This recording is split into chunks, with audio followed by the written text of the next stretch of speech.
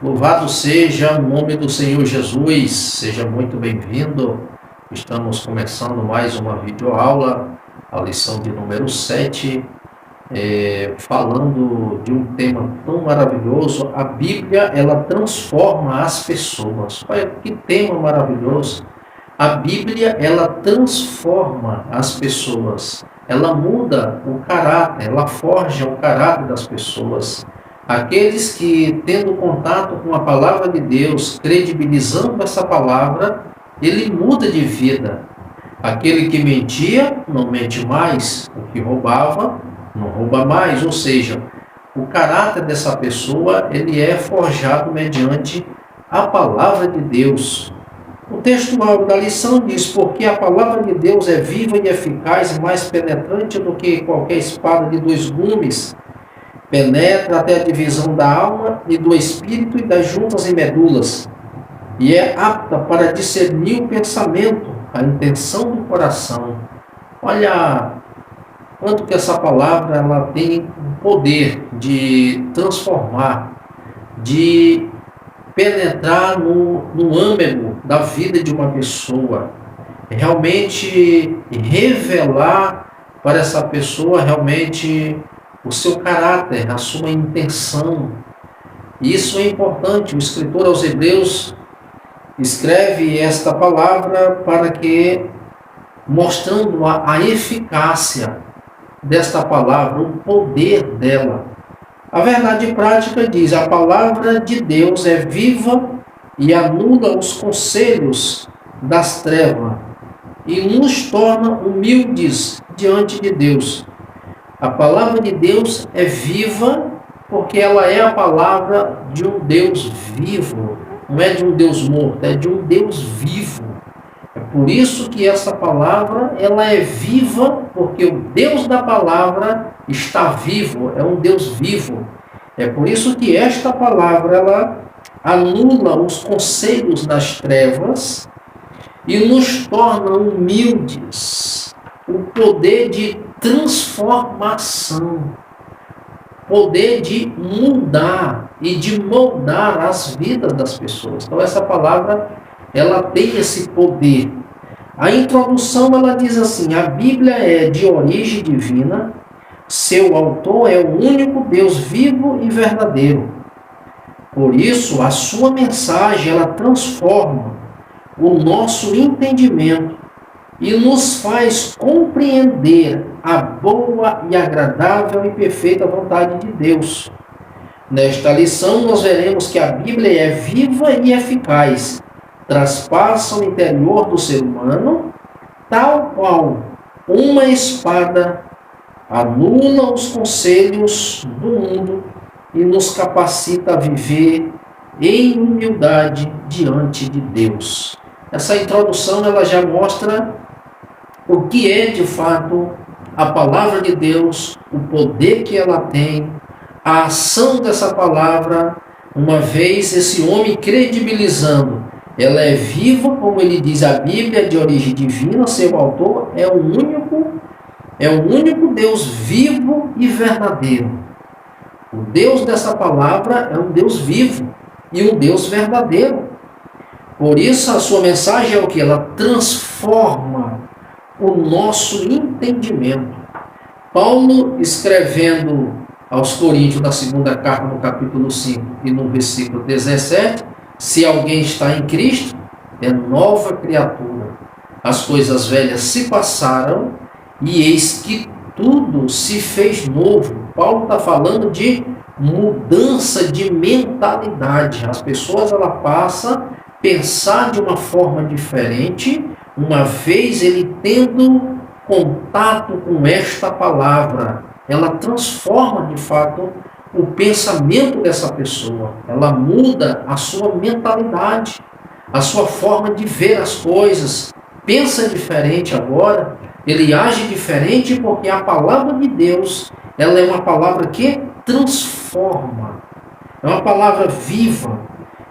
Ele diz assim que esta lição veremos que a Bíblia é viva e eficaz e traspassa o interior do ser humano, tal qual uma espada anula os conselhos do mundo e nos capacita a viver em humildade diante de Deus.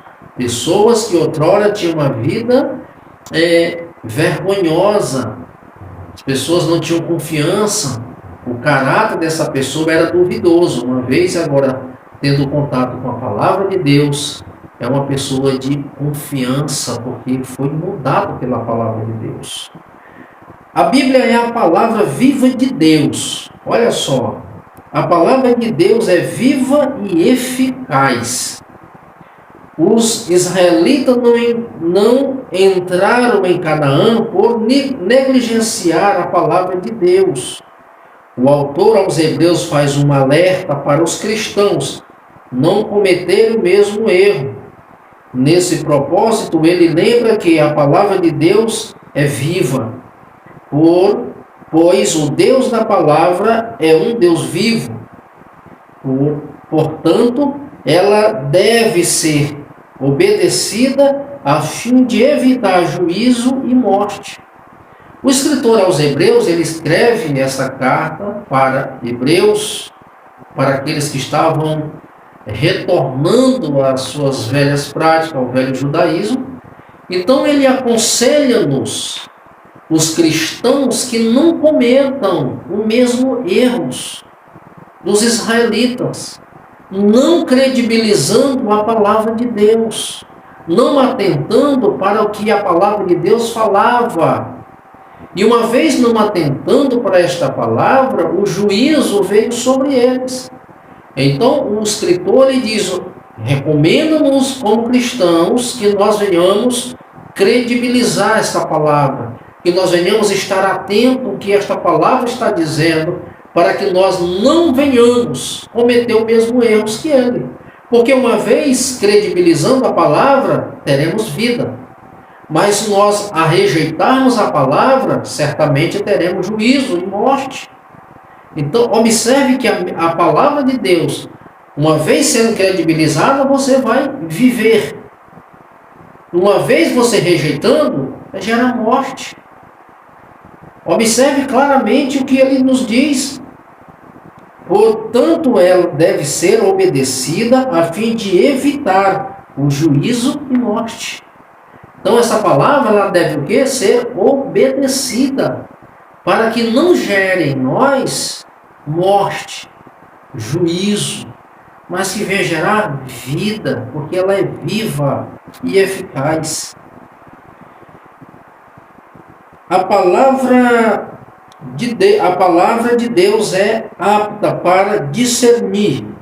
A mensagem bíblica também é apta para discernir os pensamentos e as intenções do coração. Nada está imune ao discernimento da palavra de Deus. Até os nossos pensamentos mais íntimos e as nossas motivações mais espúrias são desvendadas. Os pecados escondidos são revelados. A hipocrisia, a rebeldia são desmascaradas. Coisa alguma pode ser escondida de Deus. Toda a verdade é exposta aos olhos daquele com quem temos de tratar. Portanto, se o nosso coração se render à palavra, seremos salvos. Porém, se endurecermos tal qual os israelitas no deserto, a palavra nos julgará, por fim nos condenará. A palavra de Deus é apta para discernir. Em primeiro lugar, nós devemos observar que o Deus da palavra é um Deus vivo. Ele conhece o nosso coração, ele conhece o homem, ele conhece as práticas desse homem, ele conhece o viver desse homem. Então não tem como o homem tentar esconder os seus sentimentos, esconder os seus pensamentos, esconder os seus pecados. Não tem como o homem fazer isso, porque o Senhor, tudo está patente aos seus olhos. E o escritor, ele deixa isto bem claro, para que nós não venhamos incorrer nesse erro, fazer como os israelitas. Eles desobedeceram. Eles não atentaram. Eles endureceram o seu coração em vez de se chegar para Deus. O que acontece? Eles pereceram no deserto. Morreram. E é importante que Paulo, escrevendo aos Romanos, no capítulo 10, no versículo 9, ele diz: se creres que o Senhor Jesus Cristo morreu e ressuscitou dentre os mortos, tu serás salvo. Com o coração se crê para a justiça e com a boca se confessa para a salvação. Uma vez nos chegando para Deus, nós vamos ter vida, e vida em abundância. Mas se rejeitarmos esta palavra, se endurecermos o nosso coração, certamente nós vamos perecer. O ponto 2, ele diz: a Bíblia anula os conselhos do mundo. Olha o poder que esta palavra tem. Ela anula todo o conselho do mundo. Toda a ação demoníaca, ela é anulada pelo poder da palavra de Deus. O próprio Jesus disse: para isto se manifestou o Filho de Deus, para desfazer as obras de Satanás. Jesus Cristo, ele se manifestou para anular as obras de Satanás, para desfazer. Aonde o reino das trevas habitava, a luz, ela dissipa todas as trevas. Isso é maravilhoso, porque a palavra de Deus, a Bíblia, ela anula os conselhos do mundo, as armas da nossa milícia. Paulo esclarece aos Coríntios que as armas da nossa milícia não são carnais. Isso porque a nossa luta é de ordem espiritual. Portanto, não usamos os métodos humanos, tais como subterfúgios, conchavos, ameaças, calúnias ou difamações. Nosso poderio de ataque não é carnal. Nossas armas são poderosas em Deus. Os conselhos bíblicos é tomar toda a armadura de Deus e a verdade, a justiça, o evangelho, a fé, a salvação e a espada do Espírito, a oração e a perseverança. Observe que usar de artifício humano para tentar combater esta luta, nós vamos estar na desvantagem. Paulo, ele diz que nós não havemos de lutar contra a carne e contra a sangue. Mas a nossa luta, ela é muito maior do que simplesmente lutar contra a carne e sangue. Porque nós estamos lutando contra seres espirituais da maldade. É por isso que as armas da nossa milícia não é calúnia, não é difamação. Mas ele deixa bem claro aqui quais as armas da nossa milícia. Observe que as nossas armas são poderosas em Deus. E para isto o cristão precisa estar revestido. Paulo, ele deixa isso bem claro em Efésios capítulo 6. Ele deixa isso bem claro que fortalecei-vos no Senhor e na força do seu poder. Revesti-vos de toda a armadura de Deus. Revesti-vos com toda a armadura de Deus para que podeis resistir o dia mau. Observe que o Paulo, ele diz, olha, fortalecei-vos no Senhor. E como é que um cristão se fortalece em Deus? Se aproximando de Deus. Na palavra, na oração. Nós temos que nos achegar a Ele. E fala assim, revesti-vos com toda a armadura de Deus para que podeis resistir no dia mau. E Paulo, ele traz a figura de um soldado que vai para a guerra. Ele não vai despreparado. Ele tem capacete, ele tem uma couraça, ele tem escudo, ele tem espada, ele está calçado, para que ele possa ter condições de lutar e vencer. O cristão, ele tem que estar com todo esse aparato de guerra para guerrear. E ele fala qual é as armas que nós devemos lutar. As nossas armas são poderosas em Deus. O conselho bíblico é tomar toda a armadura de Deus. A verdade, a justiça, o evangelho, a fé, a salvação, a espada do Espírito, a oração e perseverante. Não adianta apenas você orar, mas tem que orar, mas tem que perseverar. Se é aquela pessoa perseverante, aquela pessoa que não ora uma vez na semana ou no mês, mas esteja em oração, tenha uma vida de oração. A palavra de Deus, ela é a base para tudo isso. Sem a palavra não adianta ser um bom orador, mas se não gosta de estudar a palavra, tem que estudar a palavra e orar. Andam junto, não pode uma coisa não pode desvencilhar uma da outra. Tem que estar junto, palavra e oração. Perseverante, não desista, mas continue. Então, com isso, nós vamos ter, de fato, armas suficiente para vencer todas as batalhas. A destruição das fortalezas. Observe aqui o ponto 2. A Bíblia afirma que o mundo jaz no maligno. O líder das forças do mal é o diabo. Por meio do espírito do erro, ele trabalha contra o reino de Deus. Para tanto se opõe aos valores cristãos, dissemina o ódio e o desrespeito à vida, a corrupção e a imoralidade, dentre outros males. Contudo, o poder de Deus é capaz de destruir todas as fortalezas do diabo.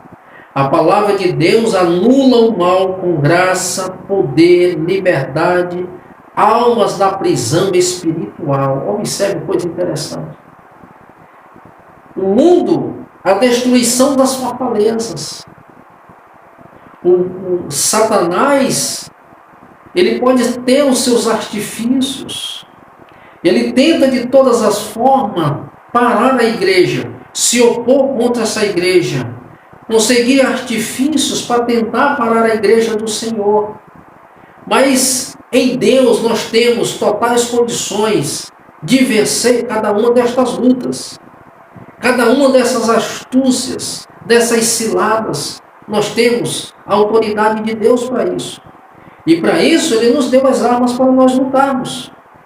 É interessante que diz: contudo, o poder de Deus é capaz de destruir todas as fortalezas do diabo. E aqui eu quero trazer um conselho para você.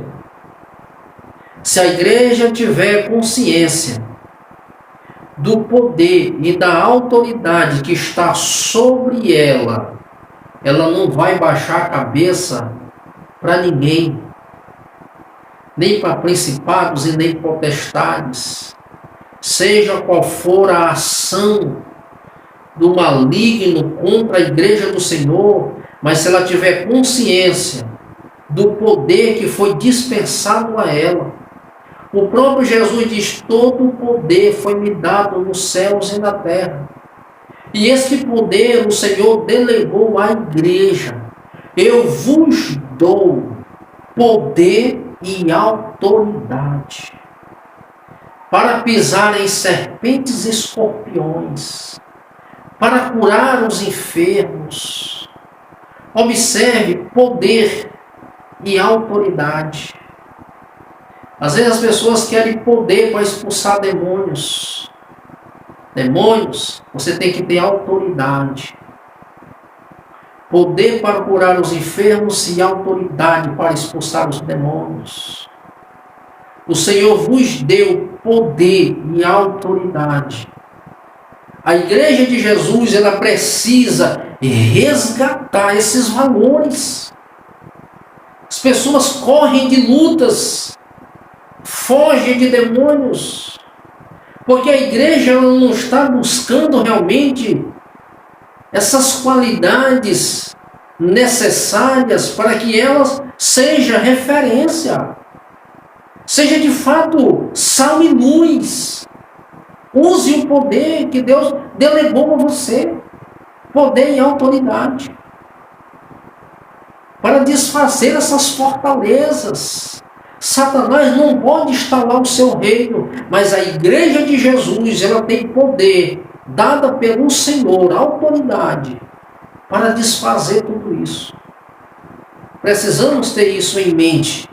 Se esses valores têm se perdido no longo do tempo, essa lição veio nos mostrando para nós resgatarmos isso.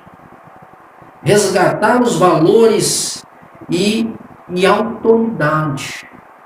Reconhecer o senhorio e o poder do Senhor.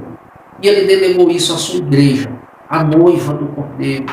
Essa igreja que triunfa em mediante as lutas, mas será uma igreja vitoriosa em nome do Senhor Jesus. A destruição dos falsos argumentos. A Escritura diz que o poder de Deus também destrói os conselhos. A Bíblia, na versão Nova Almeida e atualizada, ela traduz como raciocínio falicioso. São premissas falsas usadas para afastar as pessoas da verdade. Se aplica às ideologias anticristãs, entre elas o ateísmo, o relativismo, o secularismo, o marxismo e heresias que contradizem a mensagem da cruz. O método cristão para anular essas sofismas é a persuasão por meio da verdade da palavra de Deus. A palavra de Deus como base. A palavra de Deus ela é a base de regra da fé do cristão. Você não pode abrir mão da palavra.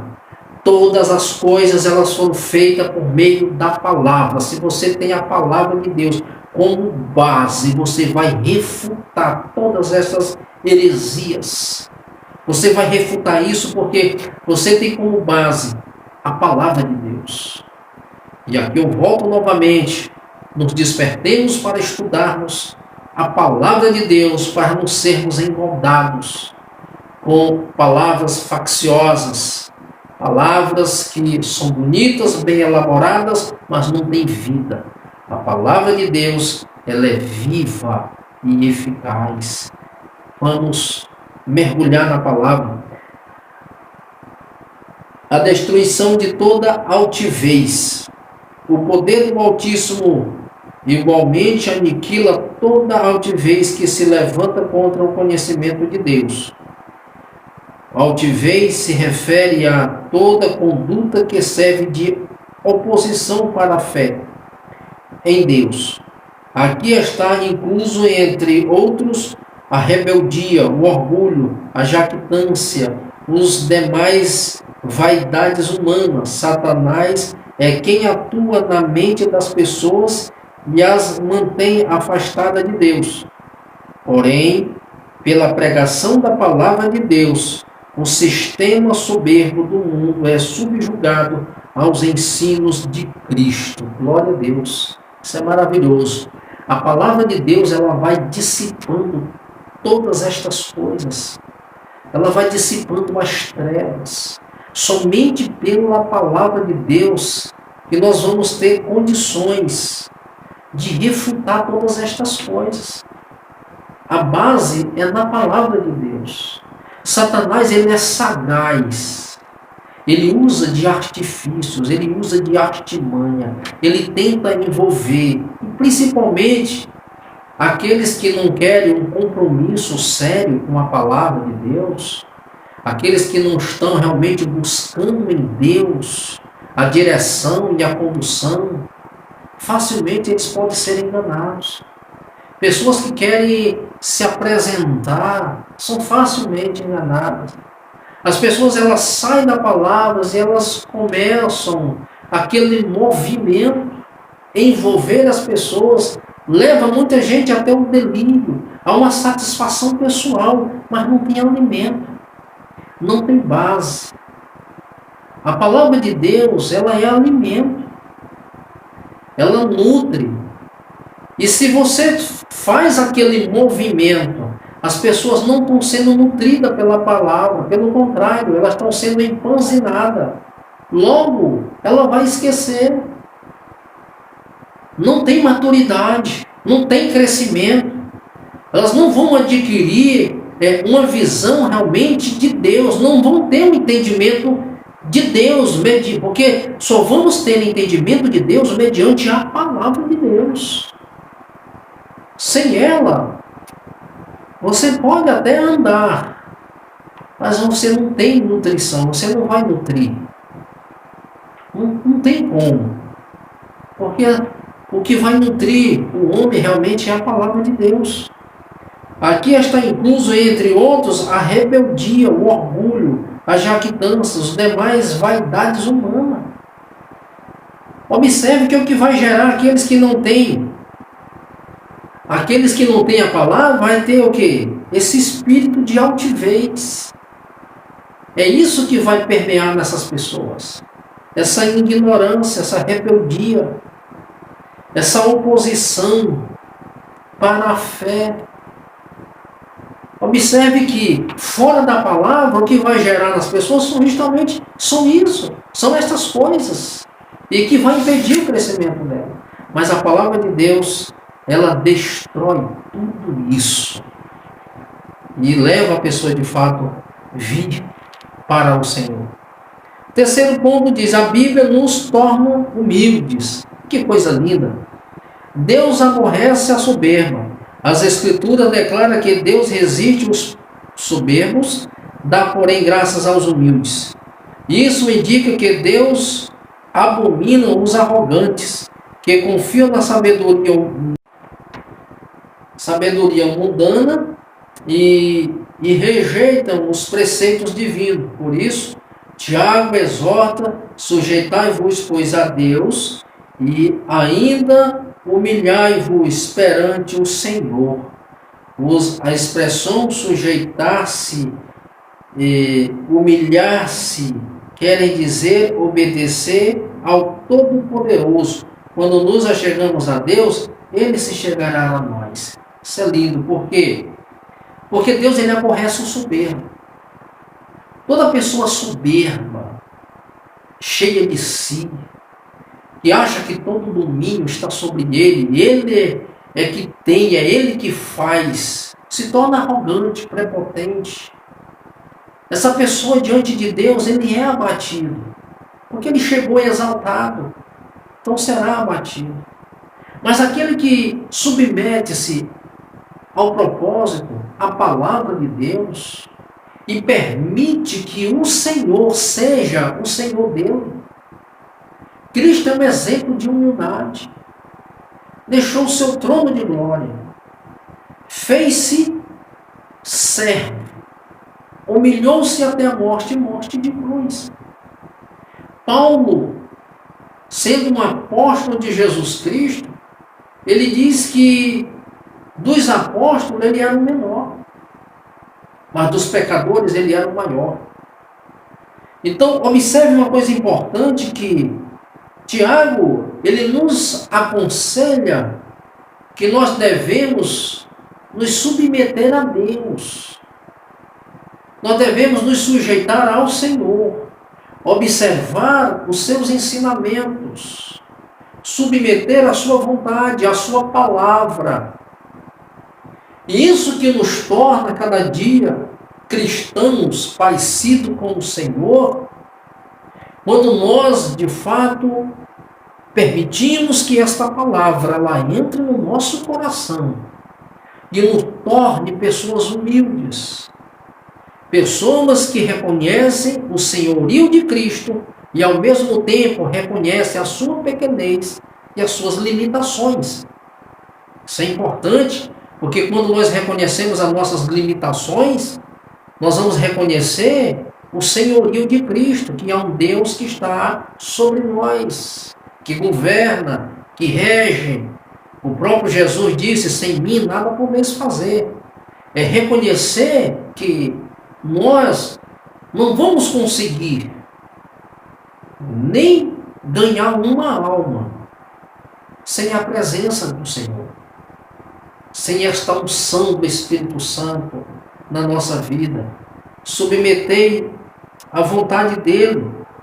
E é importante que aqui diz a expressão sujeitar-se e humilhar-se, quer dizer obedecer ao Todo-Poderoso. Quando nos chegarmos a Deus, Ele se chegará a nós. Isso é importante. Que quando você reconhece que você precisa de Deus, que você sem Ele você não consegue, a tua necessidade, a tua humildade te leva para Deus. E uma vez você se chegando para Ele, de contrapartida, Ele se chegará a nós. Olha como é lindo, no momento que nós nos achegamos a Deus, Ele vai se chegar para nós também. Tiago deixa isso bem claro. Ele diz, Ele nos liberta da sabedoria terrena, animal, diabólica, e nos agracia com a verdadeira sabedoria que vem do alto. Paulo, escrevendo aos Coríntios, na primeira carta, no capítulo 2, ele fala justamente dessa sabedoria, dessa ação do Espírito Santo. Na vida desse homem que é simples, mas quando ele permite que o Espírito Santo seja o seu Senhor, o seu condutor, ele revela a sabedoria do alto, o plano de Deus. E Paulo, já no final desse capítulo, ele começa a fazer um contraponto entre a sabedoria que vem do alto e a sabedoria terrena.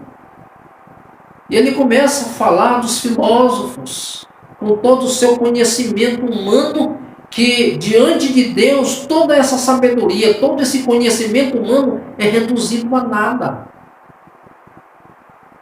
E Tiago mostra claramente que essa sabedoria que vem do alto, o Senhor, Ele revela aos humildes. Ele enche dessa sabedoria. E quando você começa a falar algo do céu, as pessoas ficam perplexas. Porque elas vão querer saber qual foi a faculdade que você estudou, a faculdade do Espírito. Porque a sabedoria que vem é do alto, ela não é terrena, ela é celestial. Isso é maravilhoso. Cristo é o nosso exemplo de humildade. A Bíblia registra que Cristo não deve, por usurpação, ser igual a Deus, mas aniquilou-se a si mesmo, tomando forma de servo. Ele deixou a sua glória, humilhou-se para submeter-se à vontade do Pai, e foi obediente até a morte, morte de cruz. Cristo novamente agiu com humildade ao lavar os pés dos apóstolos. Na ocasião, ele disse que devemos aplicar esse mesmo princípio no nosso viver. Esse é o padrão de conduta para os cristãos. Desse modo, quem é verdadeiramente sábio obedece à palavra e imita os passos de Jesus. Isso é lindo, né? Esse exemplo de humildade. Jesus deixou o seu trono de glória, ele deixou os céus. Paulo faz essa declaração aos Filipenses. Ele, mesmo sendo Deus, não usou por usurpação ser igual a Deus, mas antes esvaziou-se a si mesmo, tomou forma de servo. E ele deu exemplo de humildade, de obediência. Ele foi humilde até a morte. Humilhou-se até a morte e morte de cruz. Exemplo de humildade. Nós não tínhamos nenhuma condição de sermos salvos. de fazer o que Cristo fez, mas por amor a nós ele fez isso. Um outro exemplo de humildade, Jesus, o Senhor, ele agora está lavando os pés dos seus discípulos. Pedro, como era fora de todo o contexto, de tudo aquilo que ele já tinha visto, vendo aquilo, um mestre lavar os pés dos seus servos. Não, Senhor, não pode.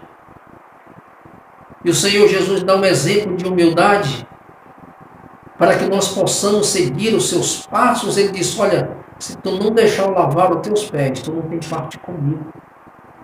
Pedro era exagerado em tudo, diz, agora pode lavar os pés, Senhor, mas pode lavar todo o meu corpo. Ou seja, dá logo um banho, porque eu quero estar contigo.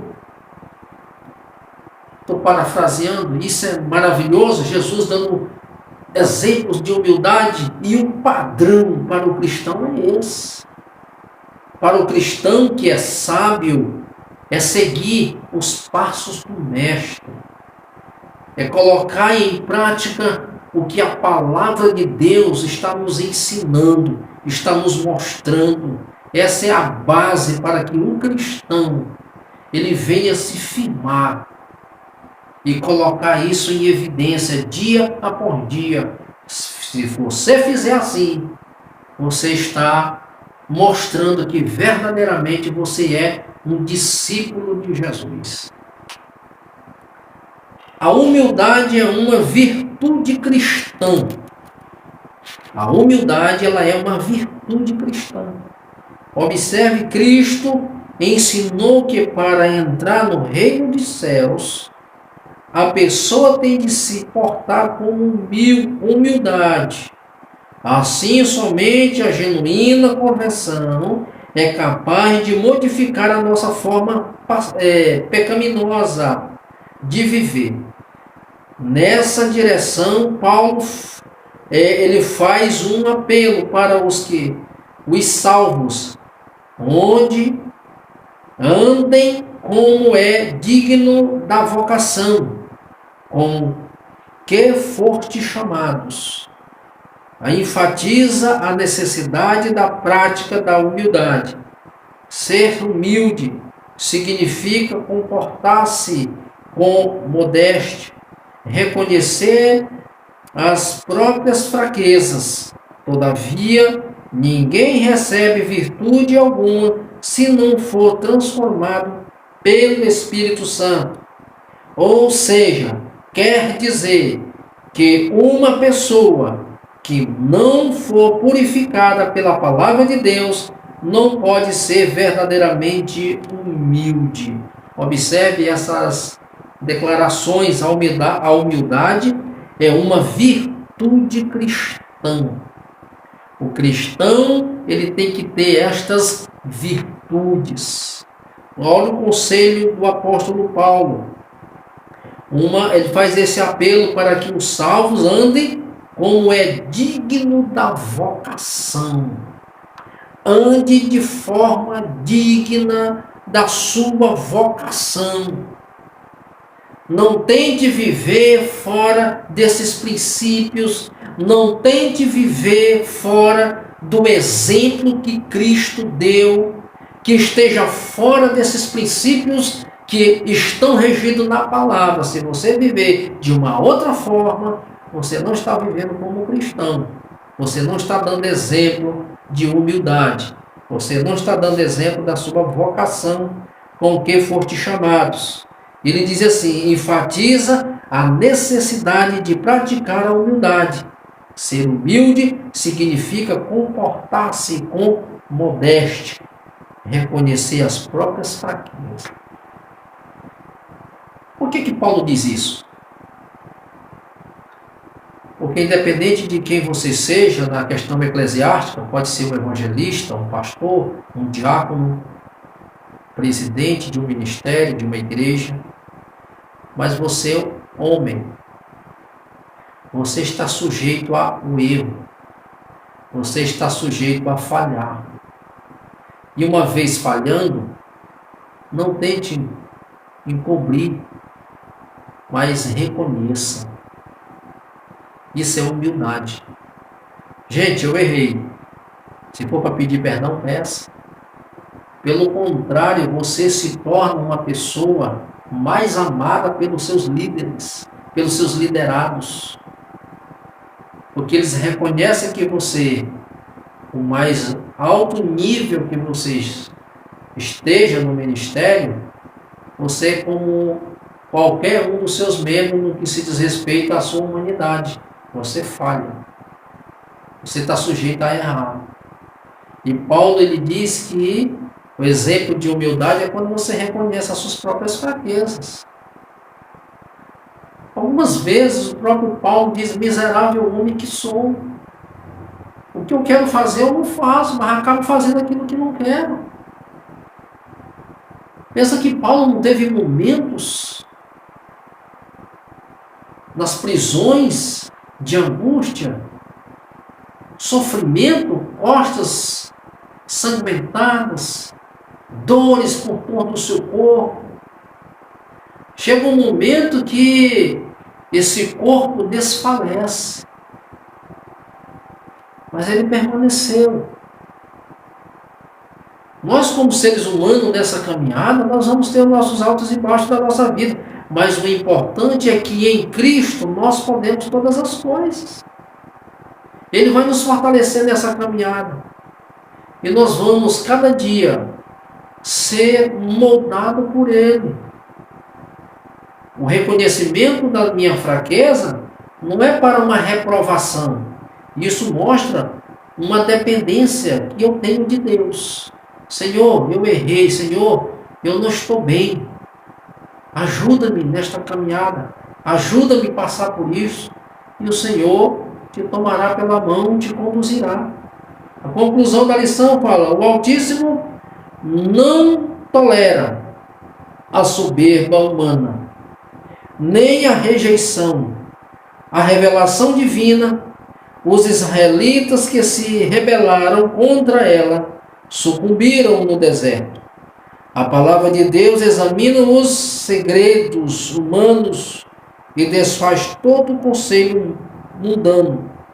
Os humildes que se sujeitam a Deus e a sua palavra são transformados, agradecidos com a plenitude da bênção divina.